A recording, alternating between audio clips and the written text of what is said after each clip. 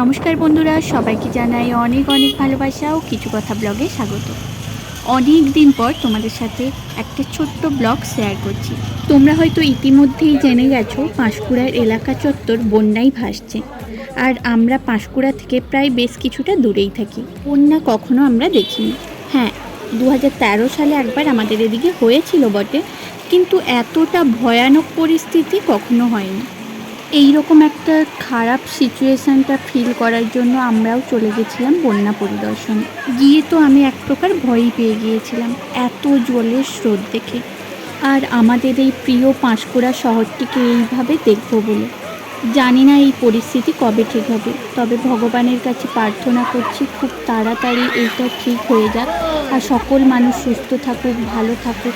যারা এই পরিস্থিতির মধ্যে পড়েছে তারাই বুঝতে পারছে কতটা কষ্টদায়ক, তাই খুব তাড়াতাড়ি এটা ঠিক হয়ে যাক, এটাই ভগবানের কাছে প্রার্থনা রইল।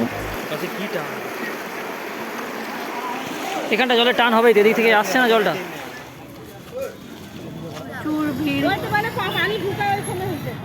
পুরো যেন মেলা হচ্ছে, মানে দূর দূর থেকে সবাই এসছে বন্যা দেখার জন্য। কেউ কেউ আবার টোটো ভাড়া করেও এসছে, কিন্তু ওই বাংলা মোড়ের ওখানে সমস্ত পুলিশেরা রয়েছে, কাউকে যেতে দিচ্ছে না।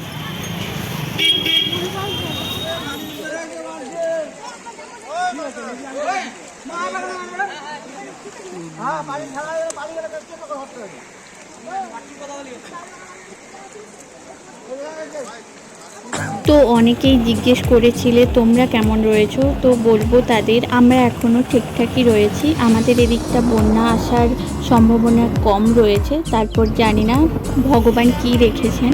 আর হ্যাঁ, যারা আমাকে কমেন্ট করছো দিদি ভাই তোমার ভিডিও কেন আসছে না, আমি এখন একটু বিজি রয়েছি, তো ভিডিও অবশ্যই আসবে। তোমাদের সাথে অনেক কিছু শেয়ার করার বাকি রয়েছে।